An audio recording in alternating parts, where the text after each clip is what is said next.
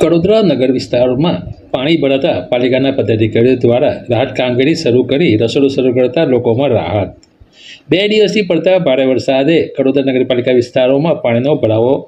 હરપટીવાસ, હનુમાન મંદિર વિસ્તાર તેમજ ખાડી કિનારાના આસપાસ ઘરોમાં પાણી ભરાતા પાલિકાના પૂર્વ અધ્યક્ષ અંકુર દેસાઈ અને ચૂંટાયેલા તમામ નગરસેવકો અને અધિકારીઓ બચાવ કામગીરીમાં જોડાયા હતા અને લોકોના ઘરમાંથી પાણી નીકળે કે તરત ત્યાંથી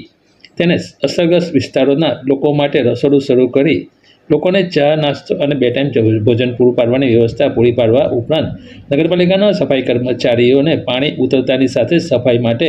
ઝડપી કામગીરી કરવા તૈયાર રાખ્યા, જેથી ગંદકી ફેલાય નહીં અને રોગચાળો થાય નહીં તેની તકેદારી ચીફ ઓફિસર સાથે રાખી કામગીરી શરૂ કરી છે।